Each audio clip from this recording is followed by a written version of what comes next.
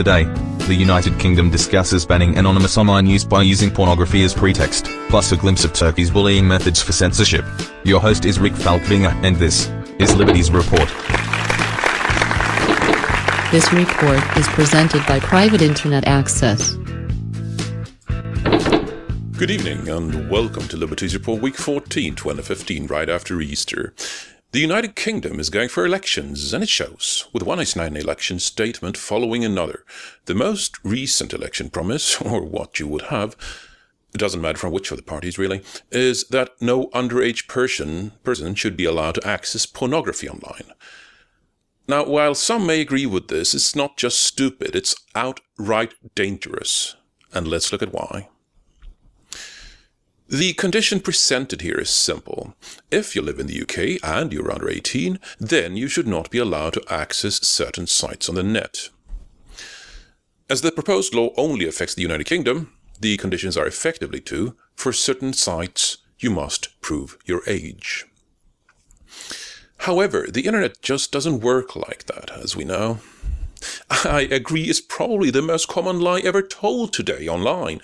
There is no ability to demand and verify identity papers in the first place, not for any site. And you can't have it just for some sites on a network. You would need the ability to demand a photo ID for all sites as an authority in order to exercise that ability for the sites that required proof of age.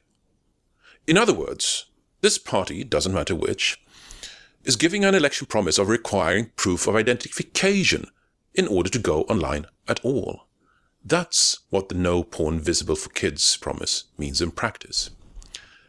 And going online today is where we do everything. It means you would have to show identity papers to read the news, to read private correspondence, and to go to dating sites, perhaps with an odd preference you don't like to be public about. In other words, a measure that may sound reasonable and even easy on the surface is absolutely horrifying once you realize what's required to implement it. And this, again, goes so much in tune with everything the offline-born legislators do. They do not understand the concept of analog equivalent rights. They do not understand that you don't need an identity. You don't need a proof of identity just to talk to somebody. But it goes far beyond that. It goes far, far beyond what's presented so far. Pornography, as the lawyer Miles Jackman put it, is the canary in the coal mine. It's the first freedom to die when a society closes. And if that assault on liberty goes unopposed and unpunished, it's never the last freedom to fall as a consequence. So why should you care about this if you don't care about pornography as such? The thing is, basically, you cannot defend freedom of speech for freedoms of speech you like. You need to defend freedom of speech and expression, period. If you're okay with some expressions being prohibited, then that's the definition of not having freedom of speech and expression at all in the first place. Now, this is important, so let's rephrase that. Freedom of speech does not exist to protect all the things you like. It exists specifically to protect the things you don't like. The constitutional guarantee was never needed to protect the right to say that pizza is tasty and kittens are cute. No, it's the statements that incite anger that need such protection. That's why it exists, and not for the things that everybody agree on. And finally, the entire issue is a lie to begin with. There's the Victorian moralist notion that children are somehow harmed by seeing sexuality, children being defined as anybody up to 18. Empirical evidence from pretty much everybody's childhood shows the complete opposite. Children and young teenagers know exactly when to seek out and explore sexuality, and they do so with permission or without permission. That was the case with me, with all my friends, and according to all scientific reports on the matter with pretty much everybody, as opposed to moralist and harmful Victorianism. Liberty begins with evidence-based policymaking, as opposed to a morals-based one.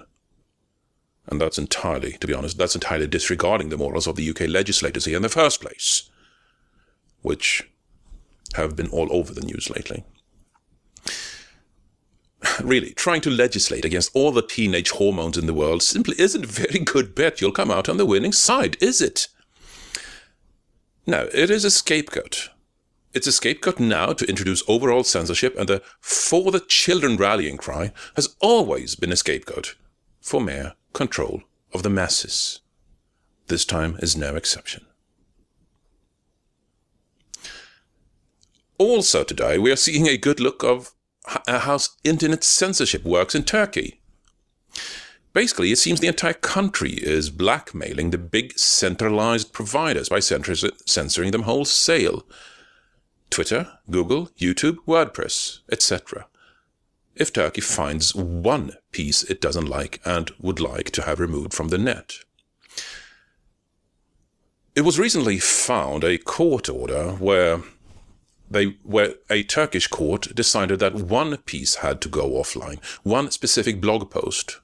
And if that specific blog post did not go offline, then Turkish ISPs were ordered to blacklist and censor all of WordPress.com.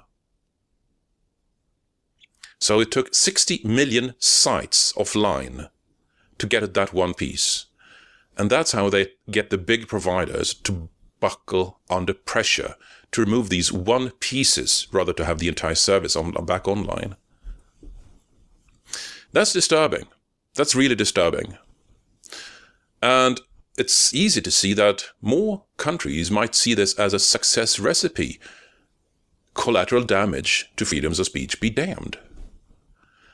And it's also easy to see that rather than buckling under the pressure from big players like Facebook, Google, Wikipedia, these are players that actually have the power to call the Turkish President Erdogan and say, Mr. President, unless you stop these silly attacks on the internet right this moment, we are going to make absolutely sure you do not get re-elected. These players have that power, and maybe they should consider using it. They would not just be defending themselves, they would be defending the internet and freedom of speech. I'm Rick Falkvinge, and this is Liberties Report. Visit our sponsor, Private Internet Access. Good night. This report is presented by Private Internet Access.